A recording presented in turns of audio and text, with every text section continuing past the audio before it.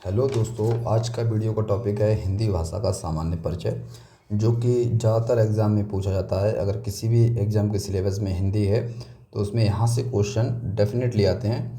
तो इस वीडियो को पूरा ध्यान से देखिएगा। हम इसमें हिंदी भाषा का जो भी सामान्य परिचय के इम्पोर्टेंट जितनी भी बातें हैं हम इस वीडियो में पूरा कवर करेंगे। तो चलिए स्टार्ट कर लेते हैं। यहाँ पर सबसे पहले क्या दिया गया है, भाषा। जैसा कि आपको पता होगा कि भाषा जो है बना है भाषा शब्द से बना है, और भाष का मतलब क्या होता है, बोलना या कहना। ठीक है। अब इसमें प्रथम सबसे ज़्यादा बोली जाने वाली भाषा जो है वो पूरे विश्व में बोली जाती है। कौन सी सबसे ज़्यादा? अंग्रेजी बोली जाती है। दूसरे नंबर पर कौन सी बोली जाती है? मंदारिन बोली जाती है, जो कि चीन की भाषा है, चाइना की। और तृतीय नंबर पर बोली जाती है हिंदी। हिंदी अपनी आती है तीसरे नंबर पर। ठीक है। यहाँ से क्वेश्चन बनते हैं एग्जैक्ट, मैंने उसी तरीके से यहाँ पर लिखा है। यहाँ से डायरेक्ट क्वेश्चन पूछे जाएंगे एग्जाम में। ठीक है। और यहाँ पर आप देखेंगे कि हिंदी को क्या है, राजभाषा बनाया गया है। तो हिंदी क्या है, राजकाज की भाषा है। मतलब राज्य के जो भी कार्य होते हैं वो हिंदी में होते हैं। समस्त प्रशासनिक कार्य जो है राज्य के हिंदी में होते हैं। 14 सितंबर 1949 को जो है राजभाषा घोषित किया गया था संविधान सभा के द्वारा। और हिंदी दिवस भी इसीलिए 14 सितंबर को मनाया जाता है। ठीक है। और जो भाषाएं हैं उनमें सबसे पुरानी संस्कृत है। संस्कृत के बाद फिर पाली डेवलप्ड हुई। पाली के बाद फिर प्राकृत आई। प्राकृत के बाद अपभ्रंश और फिर हिंदी आई। संस्कृत जो है उसे देववाणी कहा जाता है, मतलब देवताओं की भाषा कहा जाता है। उसके बाद जो पाली जो लैंग्वेज आई, पाली भाषा, वो जो है बौद्ध धर्म की भाषा थी। पाली भाषा भगवान बुद्ध ने पाली भाषा में अपने उपदेश दिए थे।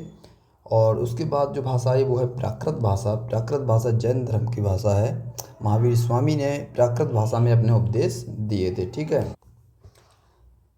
उसके बाद भाषा आई अपभ्रंश। अपभ्रंश जो है एक बिगड़ा हुआ रूप है भाषा का, और फिर उससे डेवलप्ड हुई हिंदी। हिंदी जो है आज की आधुनिक भाषा जो बोली जाती है वो भाषा कौन सी है, वो भाषा हिंदी है। ठीक है। अब इसमें हम देखते हैं कि हिंदी को जो राजभाषा बनाया गया, संवैधानिक मान्यता दी गई थी, वो दी गई थी 26 जनवरी 1950 को, क्योंकि संविधान जो लागू हुआ था वो 26 जनवरी 1950 को ही लागू हुआ था। संवैधानिक जो इसकी स्थिति है वो आपको देख लेना चाहिए हिंदी की, क्योंकि यहाँ से बहुत ज़्यादा क्वेश्चन पूछे जाते हैं कि हिंदी को जो है भाग 17 के अंदर हिंदी की बात की गई है संविधान में। और अनुच्छेद 343 से लेकर 351 तक इसकी बात की गई है। ठीक है। और अनुसूची 8 में जो है 22 भाषाएं दी गई हैं। अनुच्छेद 343 एक में दिया गया है कि राजभाषा कौन सी, हिंदी होगी, और लिपि जो होगी वो देवनागरी होगी। ठीक है। देवनागरी लिपि होगी, जो कि एक भाषा लिखने का तरीका है। ठीक है। देवनागरी लिपि जो है बाएं से दाएं लिखी जाती है। और ये इसी जिसके ऊपर एक सिरा रेखा लगती है। सिरा रेखा मतलब क्या है, जैसे हमने लिपि के ऊपर ये एक लाइन खींची है ये। ठीक है। ये देवनागरी लिपि कहलाती है। और अनुच्छेद 120 में कहा गया है कि संसद में जो प्रयुक्त होने वाली भाषा उसके बारे में बात कही गई है। अनुच्छेद 210 में विधानमंडल में प्रयुक्त होने वाली भाषा के बारे में बात की गई है। उसके बाद जो है प्रथम राजभाषा का जो गठन हुआ था वो 7 जून 1955 को जो है प्रथम राजभाषा का गठन हुआ था। राजभाषा मतलब राजभाषा आयोग। ठीक है। राजभाषा आयोग, प्रथम राजभाषा आयोग का जो गठन हुआ वो 7 जून 1955 को हुआ। ऐसे क्वेश्चन डायरेक्ट यहाँ पर पूछे जाते हैं एग्जाम में। ठीक है। विश्व हिंदी दिवस जो मनाया जाता है वो 10 जनवरी 2006 से मनाया जाता है। हाँ, विश्व हिंदी दिवस। और सर्वप्रथम इसे जो है भारतीय दूतावास नॉर्वे में मनाया गया था। कुछ बोली हैं जिनका नामकरण किसने किया है, एग्जाम में डायरेक्ट पूछा जाता है। जैसे बिहारी बोली जो है इसका नामकरण किसने किया है, तो एग्जाम में डायरेक्ट यूपीएसआई 2021 में पूछा गया था। तो ये किया है किसने, ग्रियर्सन ने किया है। राजस्थानी जो बोली है उसका भी ग्रियर्सन ने किया है। और खड़ी बोली जो है उसका नामकरण किया है धीरेन्द्र वर्मा ने। तो ये कुछ आपको पता होना चाहिए। ठीक है। इसके अलावा विश्व हिंदी सम्मेलन की अगर हम बात करते हैं, जो विश्व हिंदी सम्मेलन हुए हैं, ये यहाँ से क्वेश्चन काफ़ी ज़्यादा बनते हैं कि पहला जो विश्व हिंदी सम्मेलन हुआ कब हुआ, 1975 में हुआ था। और ये भारत में हुआ था। भारत में कहाँ, नागपुर में हुआ। और जिसमें जो कि बोध बाग के रखा थीम जो इसकी रखी गई थी, वसुदेव कुटुम्बकम की थीम रखी गई थी, जिसमें 30 देशों ने पार्टिसिपेट किया, 122 प्रतिनिधि थे। ठीक है।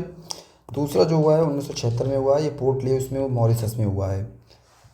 ठीक है। तीसरा आपको याद रखना है 1983 1983 में हुआ है, और ये नई दिल्ली भारत में हुआ है। ठीक है। तो पहला और तीसरा ये भारत में हुआ है। ठीक है। ये भारत में हुए हैं। और इसके बाद जो हुआ था वो हुआ था 10वां। ठीक है। 10th जो हुआ था वो भी भारत में हुआ था, भोपाल के अंदर। जो कि 2015 को हुआ था, ठीक है। और चौथा आप देखेंगे कि 1993 में हुआ है, वो भी पोर्ट लुइस मॉरिशस में हुआ है। तो पहला भारत, दूसरा मॉरिशस, तीसरा भारत, चौथा मॉरिशस, ठीक है। ये आपको याद रखना है। और तीसरा जो सम्मेलन हुआ है 1983 में नई दिल्ली में, इस समापन समारोह में जो मुख्य अतिथि थी वो थी महादेवी वर्मा। महादेवी वर्मा जो थी, वो जो कवित्री हैं, वो इस समारोह की मुख्य अतिथि थी, ठीक है। तो ये आप याद रखिएगा। यहाँ पर फिर उत्तर प्रदेश में बोली जाने वाली बोलियाँ हैं जो हैं, उत्तर प्रदेश में ब्रजभाषा, अवधी, भोजपुरी, खड़ी बोली, बुंदेली और कन्नौजी, ये प्रमुख बोलियाँ जो हैं उत्तर प्रदेश में बोली जाती हैं।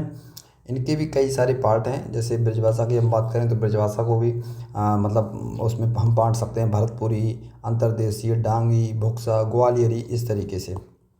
ऐसे ही जो है अवधी को भी, अवधी में बैंसवाड़ी, मिर्ज़ापुरी, बनोंगी, इस तरीके से बांट सकते हैं। लेकिन मुख्यतः जो है ये लैंग्वेज आपको याद रखनी है। और बात करें ब्रजभाषा की, तो ब्रजभाषा का जो ब्रज जो है, ब्रज, ठीक है, जो ब्रज है, ब्रज का जो पुराना नाम था, क्या था ब्रज का, वो नाम था सूरसेन। सूरसेन नाम था। सूरसेन का मतलब होता है गाय चरने वाला, गाय के चरने वाला स्थान, ठीक है। तो वहाँ से ये सूरसेन, मतलब सूरसेन इसका पुराना नाम था। तो वहाँ से जो है सूरसेनी भाषा इसका नाम पड़ा है, ठीक है।